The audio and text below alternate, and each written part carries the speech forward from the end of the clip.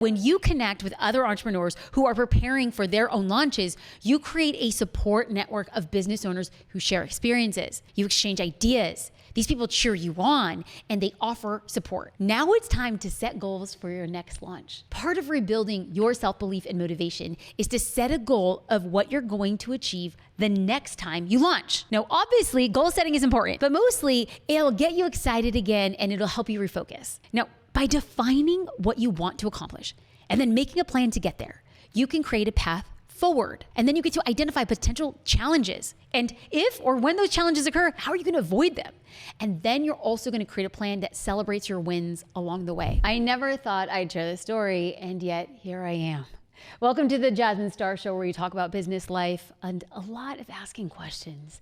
Like, have you ever experienced a time in your business when you just simply sat there and you were shocked and a little embarrassed? Like, you were asking yourself if this in fact is real life. I remember once I was launching a course and I had a massive goal. I got the team pumped up. I was casting a vision. I was constantly sending rocket ships emojis in Slack because we were going to the moon with this launch. And then the tech team started saying that we were going to make serious bread. And so then all of a sudden Slack was suddenly filled with like bread emojis and bread memes. But against all odds, our email service provider was experiencing outages. And so all of our email promotions were delayed or not sent at all. And this means that tens of thousands of people who signed up for our masterclass didn't get notifications. And this resulted in low show-up rates and much lower sales than we had projected, simply because so few people showed up. And then in an effort to connect with people, I was like, I have this idea. What we're gonna do is I'm gonna host a live Q&A class. And then I promoted it a lot on social media because our emails were still not sending. And then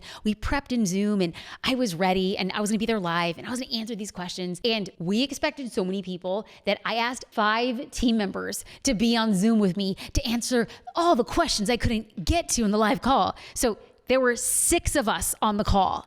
And when we went live, no one was there. 5, 10, 20 minutes later, no one was there. I was so embarrassed. I told the team, I was like, okay, yeah, guys, don't worry about it.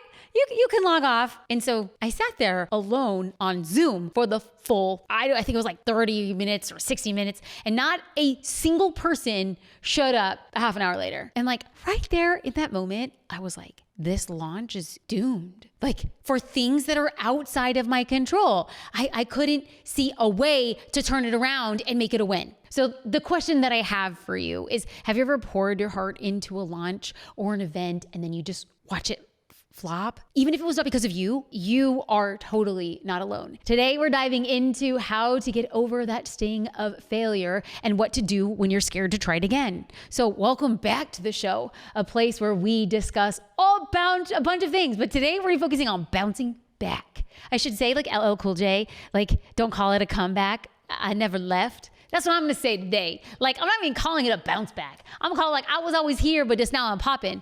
So let's talk specifically bouncing back from a launch that didn't go as planned. So what's a launch? It's a term that a lot of people use to describe a specific promotion, a debut, a new offer. It's the whole marketing and sales strategy to help your business. And sometimes launches do not go as planned, because here's the thing. When this happens, it is so easy to feel frustrated, discouraged, and doubtful. Now, you might even start questioning your abilities or whether your offer is good enough. But I want you to know that these feelings are normal and they don't define your potential. So if you've ever wondered, is there something wrong with me? Am I just not cut out for this? When you're launching, this episode is for you.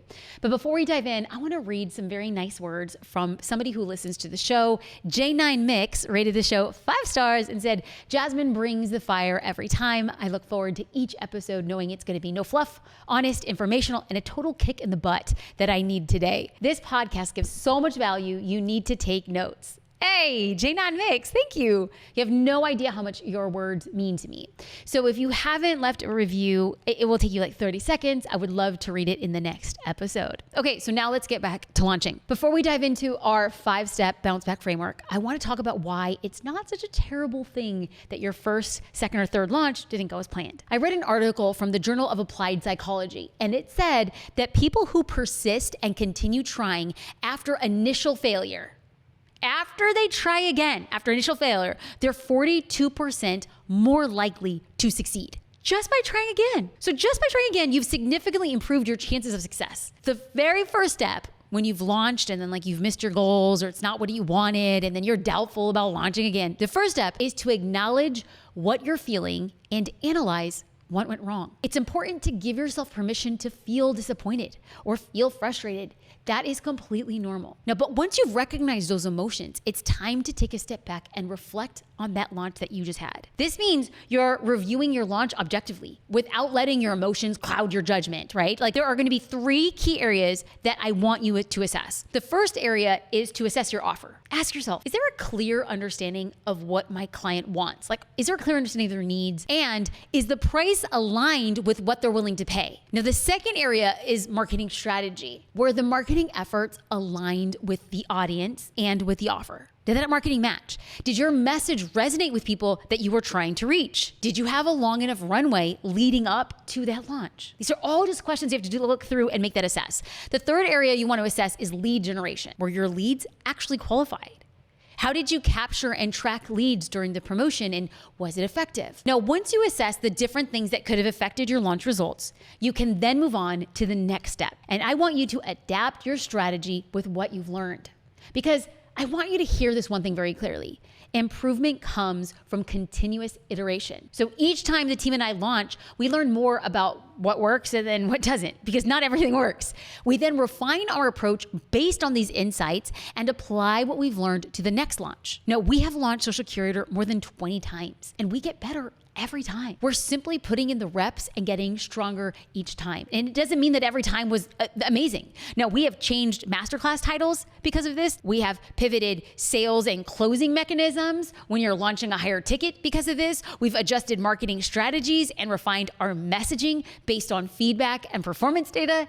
So please trust me when I say you will get better every time you do it. And you don't have to change everything. You could just start by 1 or maybe 2 key lessons that you learned from the past launch, and then you're going to pivot and you're going to refine your strategy accordingly. So whether it means tweaking your offer, changing your marketing tactics, or repositioning your product, all of that is iteration. And iteration just isn't normal. It is highly suggested. Now, the third step to the launch bounce back, I'm going to call this the launch bounce back framework. Hey. Okay, so the third step to the launch bounce back framework is rebuilding your self-belief and motivation around launching. Okay, doesn't sound easy, but it's so effective. So how do you do this? First, you stack proof. I've said it before. I want you to stack evidence around what you've done well in the past. Say, I've done that well. I'm going to use it as evidence. And then I want you to take note of your past wins and successes and let those achievements remind you of your capabilities. Another powerful way to rebuild your confidence around launching is surrounding yourself with other business owners who are also planning a launch and who could provide encouragement and feedback. And this is huge. I know, because I've seen students do it together in your biggest launch ever.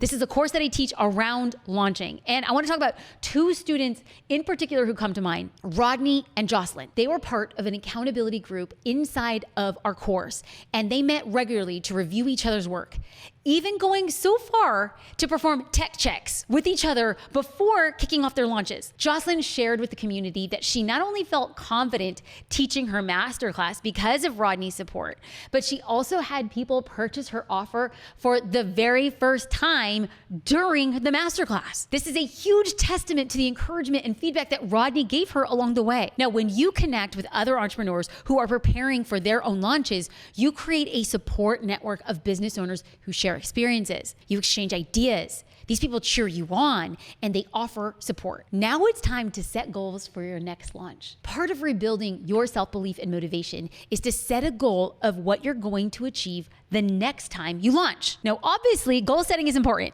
but mostly it'll get you excited again and it'll help you refocus. Now, by defining what you want to accomplish and then making a plan to get there, you can create a path forward. And then you get to identify potential challenges. And if or when those challenges occur, how are you going to avoid them? And then you're also going to create a plan that celebrates your wins along the way. And the fourth and final step to our launch bounce back framework is scheduling and preparing your next launch. Okay, this is key. So first, I want you to get a date on your calendar. We're gonna make it official. Give yourself a 2-month timeline and reverse engineer your launch goals. Like work backwards from your goals. This means you're working backwards from your launch date to set milestones and deadlines. And then I want you to give yourself at least 6 weeks from the start of your promotion to your launch date. And this is what you're gonna do within that time frame. Within the first 2 weeks, you'll develop and finalize your launch strategy. This includes your key messaging, your ideal client, your promotional tactics. You're gonna also begin creating content and other promotional assets. Now, during weeks 3 and 4, you should start building awareness, and I want you to start generating buzz. And you're gonna do this through teasers, social media posts, email campaigns. But one of the most important, and then it's so often underrated, one of the things that you have to do is you need to make yourself available for engaging and connecting with your ideal client. This is gonna play a huge role in the success of your launch. During weeks 5 and 6, you're gonna ramp up your promotional efforts, and you're going to ensure that all of your systems and processes are in place for a smooth launch. During week 7, you're gonna focus on the final preparations, and this means that you are refining your messaging, setting up any last-minute logistics, and doing a final review of all of your materials. And week 8 is launch week. You're gonna start your campaign. You're gonna monitor performance, and you're gonna make any necessary adjustments. And I want you to keep engaging with your audience. And I want you to continue to drive momentum. How? Through follow-ups and support. Now, after you get a date on a calendar, it's gonna be really important to reframe your mindset. Instead of seeing your next launch as a repeat of past failures, I want you to take a deep breath and view it as a fresh opportunity. Every launch is a chance to build on what you've learned and move forward. Now, this simple shift in your perspective is gonna turn your doubts into excitement for what's to come. And finally, now, I know this is gonna sound a little woo-woo. I want you to take time to visualize what a successful launch looks and feels like. I want you to picture your launch going smoothly. I want you to imagine achieving results that you're going after. I want you to internalize what it feels like to get email notifications of new sales, and they're coming in over and over again. Now, doing this will help build momentum and keep you excited about your goals. The more vividly that you imagine a successful outcome, well, the more motivated you're gonna become to make it a reality. I hope you know that you are more than capable of achieving each of your goals. You've got everything it takes to make your next launch an amazing success. Experience, determination, and willingness to learn and grow. That is how you're gonna win. And side note, every setback is a setup for a comeback. Okay, I want you to trust your abilities. I want you to learn on the lessons that you've learned, because they weren't failures, they were lessons. And I want you to take each step with confidence, because you do, in fact, got this. You will, in fact, succeed, and you will, in fact, get better. I cannot wait to see what you achieve next, and I would be honored if you would be so kind and rate and review this episode. I love reading your reviews. And if you are knowing somebody who is launching, or somebody who came off a launch that wasn't exactly what they expected, send them this episode with a small note that says, "We are better next time." And until next time, I want to say thank you for watching and listening to The Jasmine Star Show.